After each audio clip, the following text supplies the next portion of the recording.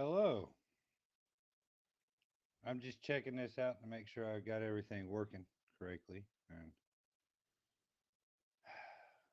I have no idea how this works. It's what happens when you give the inmates the keys to the asylum, right? well, um,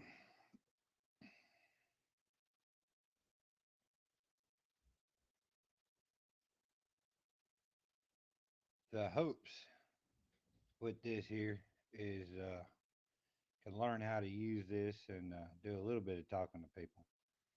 Uh, so most people who know me know I'm a foster parent, and I have to do my continuing education classes here soon. Most of that stuff's online. Um, Most of it's ran by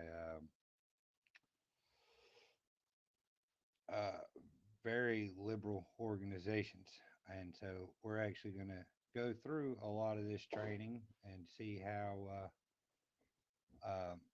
talk about it online, show you how to find some of this stuff, how to look for it, um, and just go through it. We're going to try. I don't know how well it's going to work for screen sharing and so on and so forth, but when I'm going to start that, probably a couple of weeks from now in December. Um, but the first one or two is going to probably be pretty bad, and they'll probably get better. I hope that's the plan at least. Um,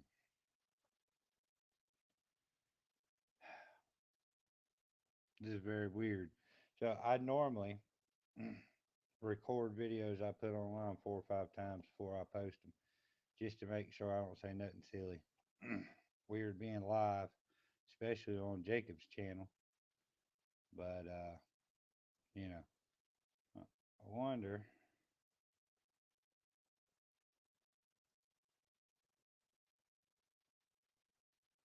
I wonder if the link for jumping on pops in the comments automatically, or if it's something I need to add. Huh.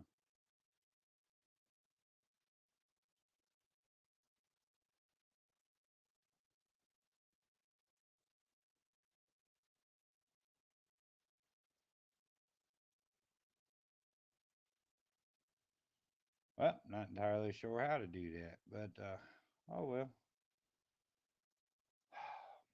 So, what in the world do I want to talk about? Like, this was just impromptu.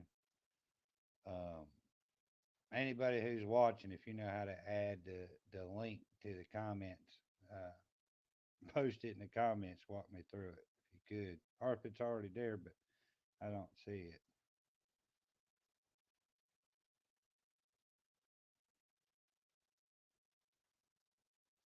Uh, but to go on with what this project was that I was talking about, be real interesting if anybody who has any professional experience uh, with psychology or anything like that to comment on some of the classes that we're going to be going through and some of the problems that we'll talk about. And now, one of the issues I have with online training is the whoever made the training is kind of assuming what the people learning the training knows. For example, if I'm going to make a broad video about painting or how to paint a house, I'm going to assume that I know that you know a basic, have basic understanding to what I'm talking about. And a lot of times, if you're not familiar with different types of paint or tape or brushes or how this brush works, how that brush works, you could take my advice, apply it, and it go very wrong. You know, and so some of this training that I've been involved in the past, uh, it very much was that way. It's like I was listening to insider baseball almost, right? And so hopefully we get that out there and we'll be able to see. how things work. And yeah, this is very weird.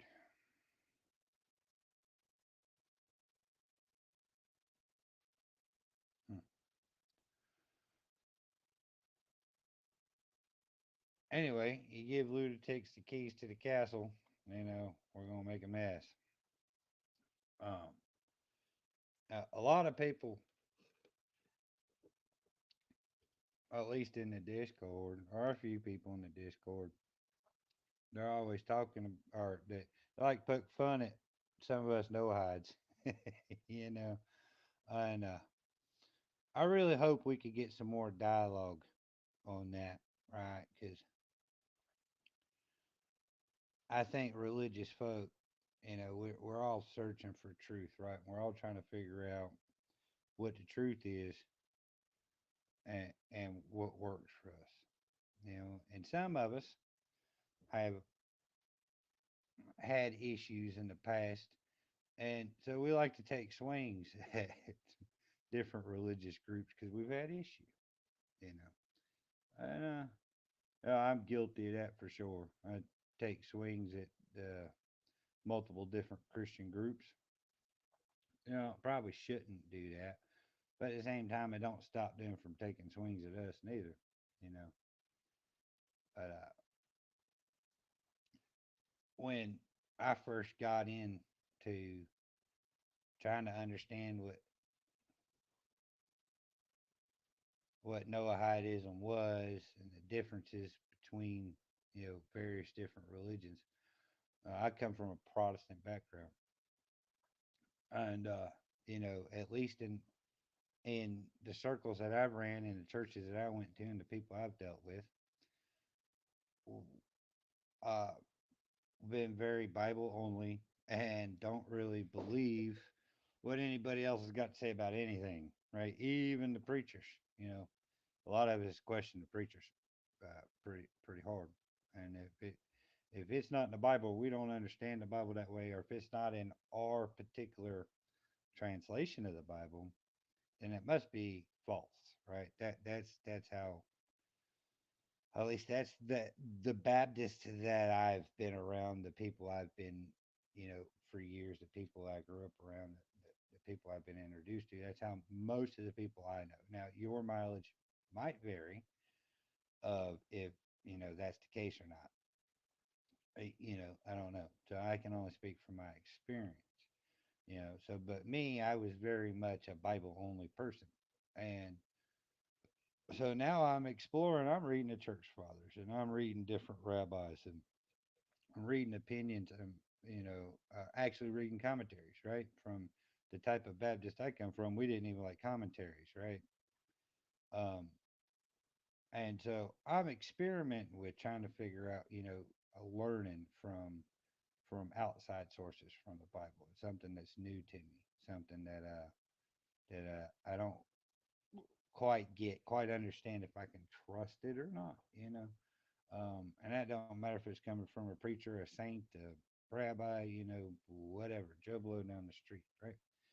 Still trying to learn how to pick my way through what's usable and what's not, And so for me, if I was moving on down the line to Eastern Orthodox or Catholicism, I would struggle with taking lead from the priests or the Pope or the church fathers, just like I'm struggling with taking lead from what a rabbi said has been dead for 1,000 years, right?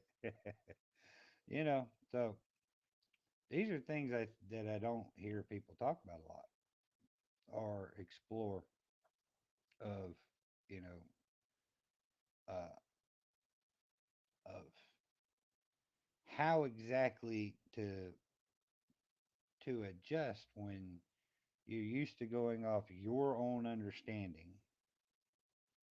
of the Bible, the world, so on and so forth, and you're starting to adjust to um, taking other people's leadership and understanding of the Bible and things and attaching it to what you do, right? It's very much a new territory for me. Like if we're working on cars, yeah, no problem, right? Somebody come in know more than me, no problem. I can listen to them, right? But for some reason, when it comes to the Bible, I don't know if that's right. So it's a very strange dynamic that I struggle to work through. And it's just like with my foster kids. As I've gotten more and more with doing the foster care, uh, I've gotten to where I've needed more and more advice from people who had, let's say, some type of authority. Where 5 8 years ago, nobody's authority. The only authority that mattered to me was mine, unless they were a police officer or something. So it's a weird transition. Uh,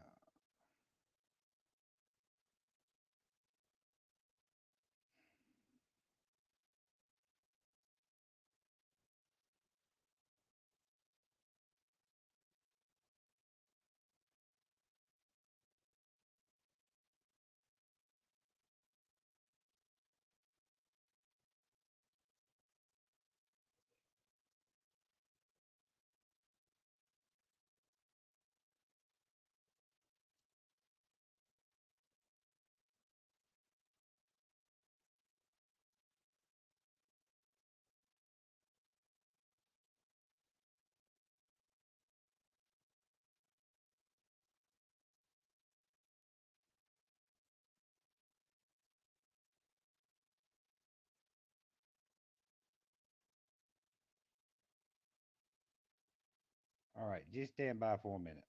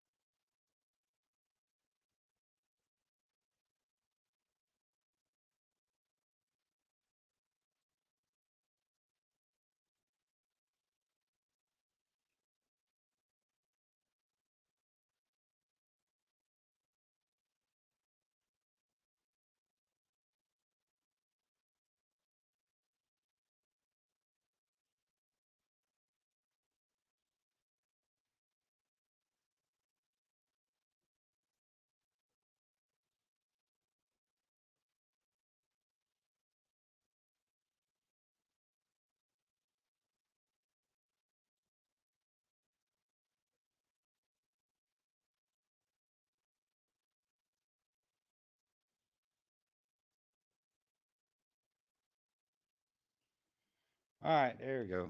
So figure that out. Yeah, I'm an idiot. Oh, if anybody wants to come on, well, that might be a mistake, but we'll put the link in the comments, and yeah, I'm sure this is like fingernails on a chalkboard to some of y'all.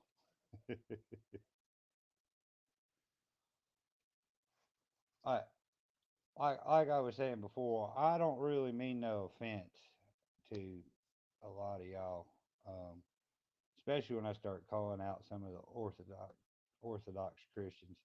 I mean, it's nothing really against y'all.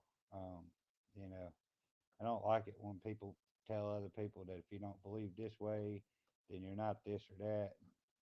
I've been experiencing a lot of that here lately with all denominations of Christians. you know, and it's unfortunate, but I've seen it in some of the rabbinic circles I've been paying attention to as well, and something that I was struggling with, I was talking about earlier, was the um, listening to the rabbis, are trying to take advice from authorities, or do what authorities say, let's say. And my brain was going, well, if I got to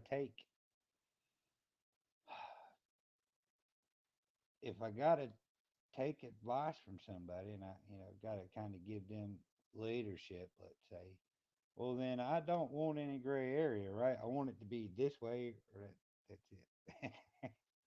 And come to find out that's not the way, right? There's 5 10 different ways to look at things, and so I think I'm learning how to do that better. Um, Trying to figure out how to take multiple different ideas, religious ideas. Like I say, when it comes to the world, when it comes to science, working on cars, any of that stuff, it has been no problem for me to have a million ideas floating around in my head. But with my background and with my, I I guess it's not Christian faith anymore, but with my religious background in Christianity, um, it was hard for me to, or we just, I just didn't, I didn't listen to anybody, right? It was, this is my opinion and I'm sticking to it. And none of y'all are going to stand with me in front of the pearly gates. So I'm just going to go off my own understanding and I'm not going to listen to you, right? And so now that I'm transitioning to trying to understand better of authorities and how to figure out which authority works for me and which one doesn't, and you know, uh, it's a challenge. And I say stupid stuff sometimes trying to figure out that challenge. Uh, but if anybody wants to get on and try to help me figure this out, you're more than welcome to. I don't think I'm going to stick around much longer. Uh, but yeah,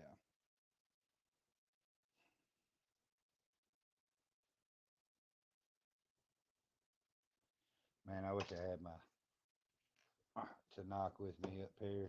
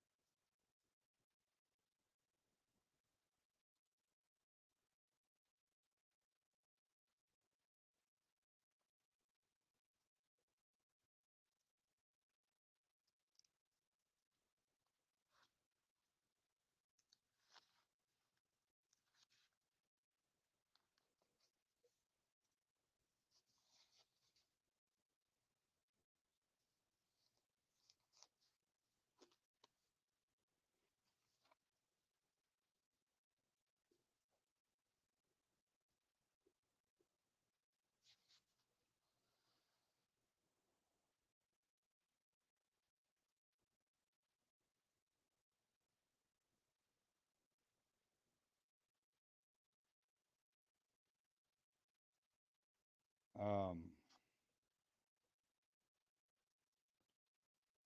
see, not sure how to make this comment pop up. See, I have a question about something you said earlier.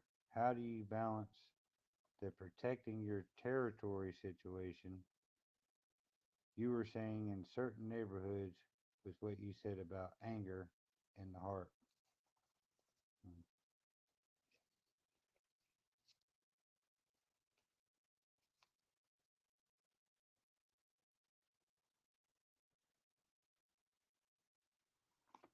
Uh, Mr. James, there, I'm not exactly sure what you're referring to. Um,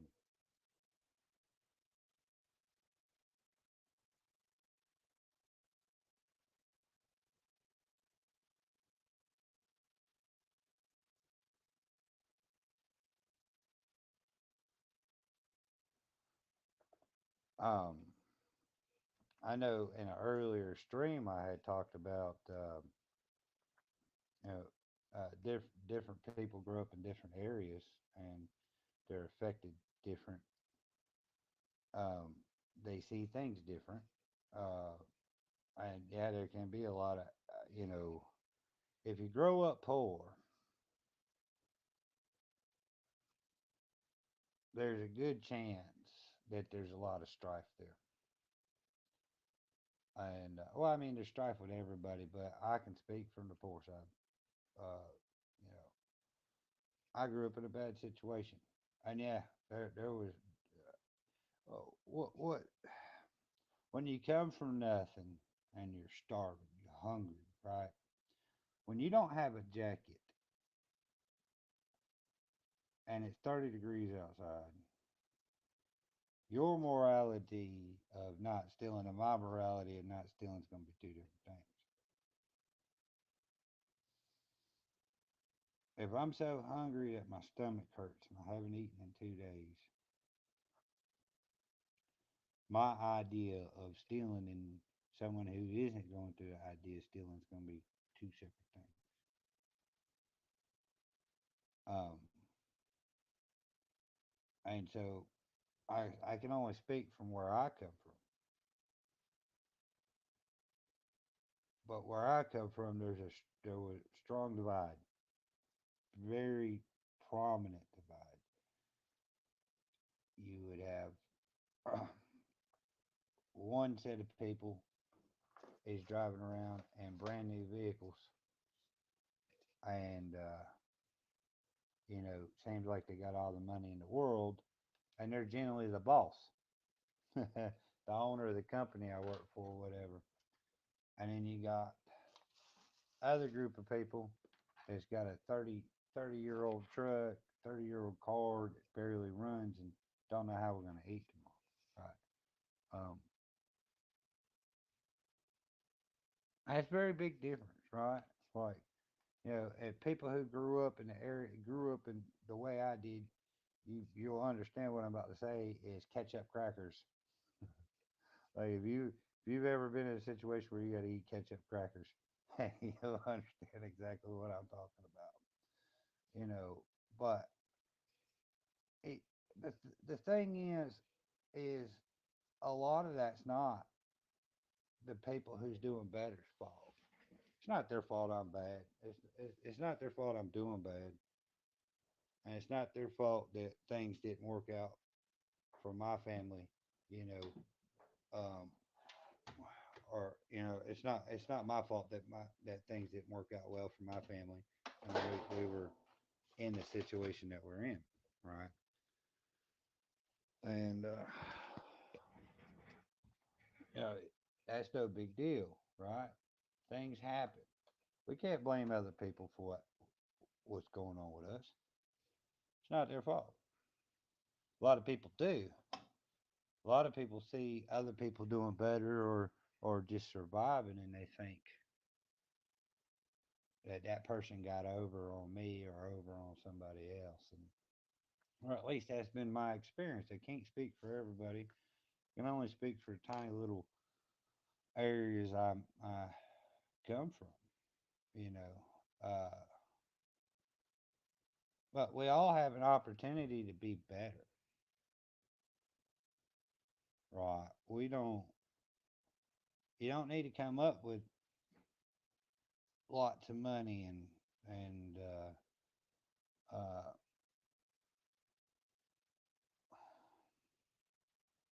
lots of things to be a good person or to be a successful person.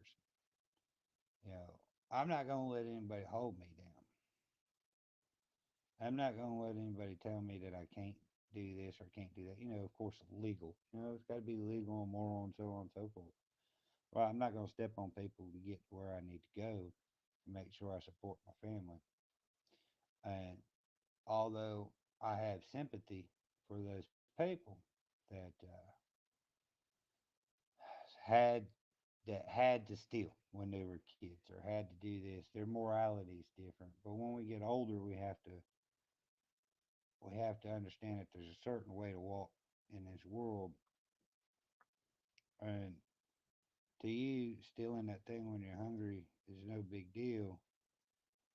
But when you get 18, 19, 20, 21, it turns into a big deal. You're responsible for your actions. And now you're doing the same thing. So that's one of the things that we don't understand when we're children, especially when we're growing up around people that never changed from when they were a child, and they see somebody's got something more than them, so they take it. Because I got nothing, that one's got something, so I'm going to take that so I have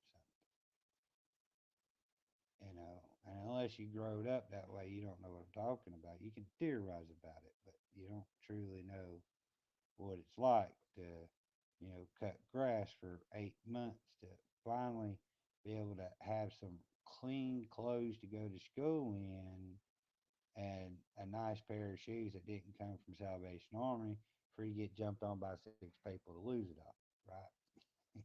You know, you ain't lived it, you don't know it. But um, see, growing up this way causes generational curses, and I think that's the biggest problem in our world is generational curses. We blame other people for what's happened to us, but we don't accept the responsibility for what we bring onto ourselves and what our parents brought onto us too. You know, there's a lot of generational curses, man. You know, and what you transfer to your children and the people around you too. You know, every time you got road rage, you transferring some of your anger, some of your bullshit onto somebody else. Every time you nasty to that person at the gas station parking lot or at the Walmarts or the grocery store, you're transferring your stuff onto them. And you're helping increase those generational curses.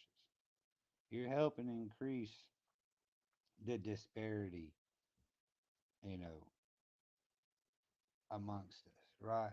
You know, the people that work at Walmart and the grocery stores and the gas stations and McDonald's and Lowe's and places like that, they're some of the lowest paid people out there.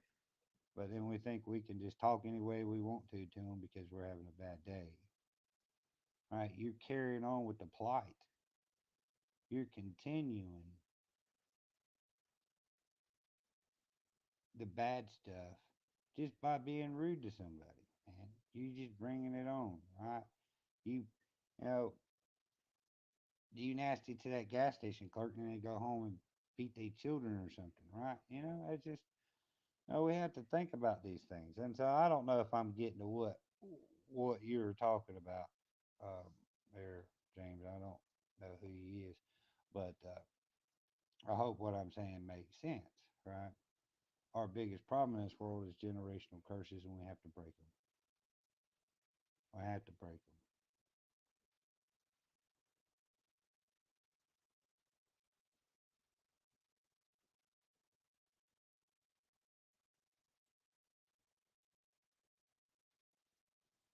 Ah, Roger. Okay, so look, everybody, I might be wrong in this, but we have to start with ourselves first. All right. You know, what happened to you happened to you. There's no doubt about it that it's bad. How you were raised is how you were raised.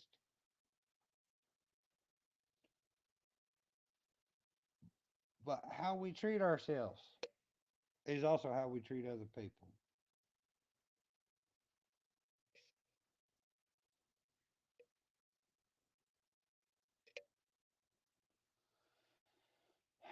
So we have to treat ourselves right first. And one of the first steps that I've learned is how to treat myself right is to accept responsibility for what I've done. Right?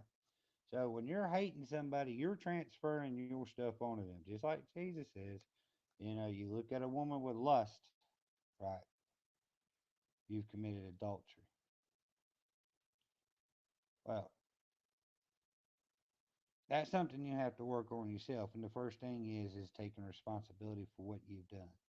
Taking responsibility for how decisions you've made affect people, affect yourself. Self care, I think, is the most important part in all this. Learning how to treat yourself will teach you how to treat other people. How can we love God with all our heart and love our neighbors ourselves if we don't even know what self love is to begin with?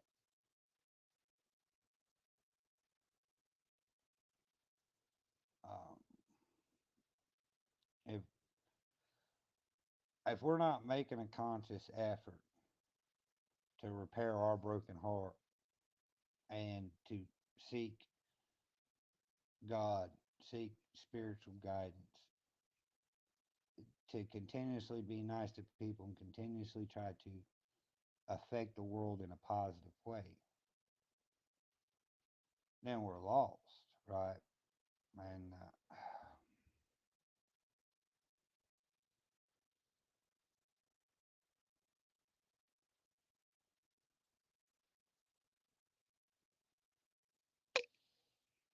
so Isaiah, it starts with you. Starts with accepting responsibility for what you can control and letting go of things you can't control. Right. So I have a couple family members that are in nursing homes. I can't physically take care of them, unfortunately. Um, I can't control that though. But one of the things that I've seen both my family members degrade too, because they have so little in that nursing home that they worry about what everybody else has got, and that's their main focus. If this person gets treated a little bit different than them or perceived different than them, they're you know going off. You know, well, and they start getting upset and they start beating themselves up and start saying everybody's against them, right? Because this person got something different than they did. And those are hard situations for people that's got nothing. But once you learn to take responsibility, you have to learn how to assign. I can't do nothing about this. This is out of my control. I can't handle this. I can't handle that. What can I handle? You can't take on everything. Everything don't have to be fixed. Just because you see a problem, don't mean you have to fix it. It's like so. If you're struggling with this one thing, right? Let's say you have a bad day and you tend to take it out on the first person you come across. And you don't mean to, and it's not violent, just sharp tone or harsh voice, harsh words. Right? Work on that. Work on that. You can't control you've had a bad day, and you can't control how people treat you, but you can control and take responsibility for how you treat other people. And see, if you notice, this theme I keep going back to is treating other people. Right? Now, I don't mean be a doormat and let people walk over. No, I just mean treat people with loving care, loving kindness. Treat people in such a way.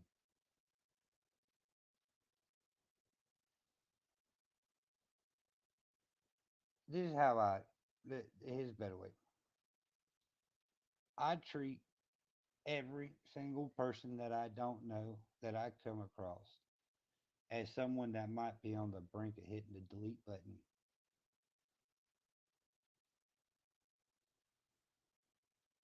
Is that the case? I don't. I have no idea, and I'm not going to try to figure out these people just by meeting them. But I try to treat everybody with the type of kindness that it requires to when you're dealing with someone who's about to hit the delete button. That's what I try to do. And just in those simple acts of trying to treat people in such a way, it's taught me so much about myself. It's taught me so much about how the world works. And the good Lord showed me this through very painful situation. I didn't have no insurance many years ago. It was many years ago. I didn't have no insurance. I had pneumonia, but I had chest pains. Still trying to work because I had no money. And I went to an urgent care. This urgent care says, "Oh, you got chest pains. You gotta go to the hospital. You gotta go to ER. You ain't got no choice. You gotta go to ER. It's chest pains. You go to ER. It's a couple $1,000 bill. I can't afford that bill, but we're gonna pay it anyway." And month after month after month, I'm giving them like $30, and and I was always nasty to those people. Every time I called them to pay that bill, I'm being mean to them. It's not their fault. I had no business being mean to them, but they didn't have the money to pay the bill. I'm struggling to pay the bill. And the good Lord smacked me in the face, told me, says, you can't be this way. You can't treat these people this way. And the next day,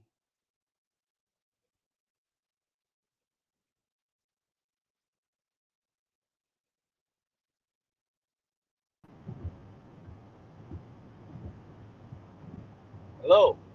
hello, How's it going? going pretty good, man. How about yourself?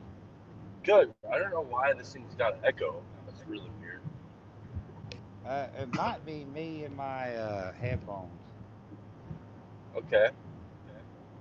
Um, Well, anyways, it's cool, man. It's good to see you doing a stream. yeah, man. Jacob gave me the keys, and I figured I'd give it a try and see how things are going. Nice. Excellent. Yeah, I'm driving right now, so I know. I don't have my face on or nothing like that. Roger that. I mean, did you have to work today, or you're union, right? So you got day off? No, I work today. Yep. What good's being in the union if you don't get federal holidays off? I don't know. I think our union does the whoever it is that's our representatives. They do the negotiating on which holidays, yada yada. But even the company I work for is it's the to be quite honest with you, the union as far as it's how what's I would say it's a good union, but they're rather lax in their uh, rigidity in keeping the rules, which is rather annoying to some extent. But it kind of goes to what you guys were talking about this morning when you were talking about the Noahide law of like it depends on what you mean. Like, what's the overall uh, stance of the company? Are they kind of lax? Because if they are, then I guess it'd be lax, right? Right. So that's kind of what we're like. Our union is at, which is difficult for me because I have a tendency to be a legalist. So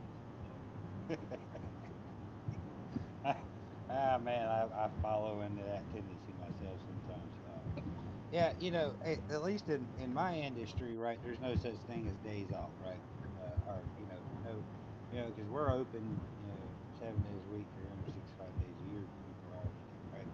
Hotels is just that way. Uh, so I'm fortunate with with the holidays. If I work a holiday, it's time and a half, okay, right? And because there's no choice. I'm going to be working Thanksgiving and Christmas and 4th of July and all that. They give me an extra 4 days of PTO that I can use throughout the year to get my nice, normal vacation, and then 4 days of holiday days that I get to use. And if I worked on that day, I get time and a half, and I still get a free day off for working on that day. So it works out good for me. nice. Yeah, the way that it's Yeah. been working with us is if it was, it's kind of nice that our company isn't super by the book because if they were, then I would actually uh, uh, kind of like fall short on what like so if we work on holidays we get double time pay. And then the other thing is they're not obligated to pay any vacation time and they're not obligated to pay any um, paid holidays. So like usually if if Christmas or 4th of July or something like that comes around, you just don't work and you don't get paid either. Nah. But Yeah, the, I forgot about how trades are sometimes. yeah, but then this company I'm working for, they did pay us for 2 days on 4th of July, and rumor has it they're doing it for Christmas too. And Oh, then that's good too. apparently they're doing something which is completely unheard of uh, for the union companies. Is they're going to be actually paying us a bonus, which is insane.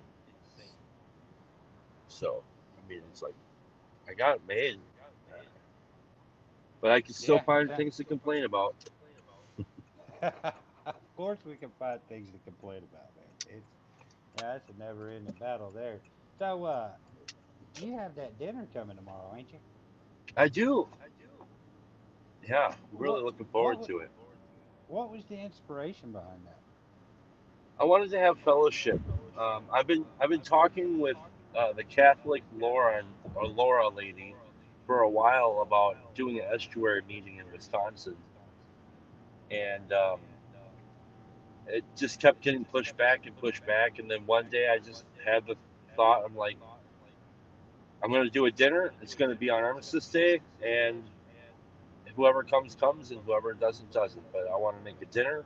I want it to be prime rib. I want there to be mashed potatoes, and I want to see if people will come. And I want to provide the dinner. I'm going to make it for free, and I want to have fellowship. Um, Uh, have you got a lot of RSVPs on that? Or there's going to be 14 people, ooh, so that's an it's expensive night. 14 people, rib, prime rib. maybe. I mean, it's like I don't know. uh, It's a dinner, once in a lifetime opportunity to see what it'd be like to have almost complete strangers come together and have a fellowship and conversation and see if it can go well. And is that expensive? What does that mean? Is it monetarily expensive? It's more than I'd like to spend, but that doesn't really matter. Yeah, well worth it, right? So it's a good expenditure. Yeah, it sounds like it'd be awesome. Yeah, it should be interesting, man. It could be a complete shit show for all we know, right? Yeah, yeah, yeah, yeah. But I mean, I wish you luck, man. It's a novel idea. Of trying something like that, especially at your house, right? That just takes a lot of intestinal fortitude. A whole bunch of people you don't know. Yeah, and to me, it doesn't. It doesn't. I don't really think much about that, but I have to think about my wife. So, Yeah, yeah. for her, it's like it's a really huge thing that she said, "Yeah, we should do it." Well, at least you got support, right? That's Yeah, half of the battle right there is having a good support structure in the home, right? right. Well, Yeah. the other thing is I'm not the NRA card carrying member. She is. So anything goes wacko. She's got it. Yeah. Yeah. Yeah, man. I always tell people like, I can handle a chaotic work life, but I can't handle a chaotic home life, right? Right. I just, the the to me the first sign of success is a strong partner you can trust on and lean on. You know. Oh yeah. It's it's insanely uh, amazing. I think about this sometimes, just how far things have come. It's like, how did this happen? Yeah. Yeah. Yeah. I still come across people that I ain't seen in many years, and you're not the person I used to know. It's like, thank God, right? But then it makes Right. me think about, you know, where was I 15 years ago? How did I get to this place now? And what's the big difference? And then I have to drop on my knees and cry because I'm thankful that I'm not there no more. You Right. know, yeah. I never thought I was gonna make it. Not to this age. not in my 30s. Man, it's That's crazy how right. that works. Well, Every, go ahead. grace is a wonderful thing. Yes, yes, yes, it is. Uh, Mercy and grace. It's like, No doubt. man, well, I was hoping that I'd get to talk to you again. Oh yeah, I, and we'll talk more for sure. I just got the dogs. Look, we just took them. I just took them to the dog park. You can't see Dolly because she's so black. But I I just can took see a took. face. Yeah, this one here is Rigsby, and Dolly is way back there. But yeah, I just took him to the dog park, and I saw you on here. I was gonna mention something about the topic you were on before with self care Yeah, uh, uh, and then but what came to mind for me is self respect, but not in the way you would think. I think the only reason why I would try to practice self care or any of this other stuff is if I have a particular kind of self respect, which is understanding my ability, having respect for my ability to destroy myself and everything around me. And that's, I think, where real self respect comes from. And that's where what would drive somebody towards something resembling self care. But self care doesn't is not achieved unless I don't think it can. It's coupled with um, caring for others. It can't happen the other way around. yeah, In my experience. I agree with that, and that's why I was talking about trying to be nice to these strangers, right? Hmm. Because it's easy to show love and compassion to people you love and people you grew up with and people you know. It's very different to show compassion to that person that's just nasty and you don't know them. It's real easy to pop off on them, and I think it very much starts with trying to treat people with respect that you Hmm. don't know, and it bleeds into you. For me, right? I Yeah. don't really can't speak for anybody else, but it's this is what I know. I know that if I'm not treating myself well, I'm not treating anybody else well, and Sorry. I'm going. No, it's fine. I know that if I'm not treating myself well, I'm not treating other people well, and I'm going to completely destroy everybody around me and myself. Yeah, no, I get that. Like, I think the thing to keep in mind is even when I can't stand myself, I still need to be taking the action forward. That's what real Yeah. self-care looks like.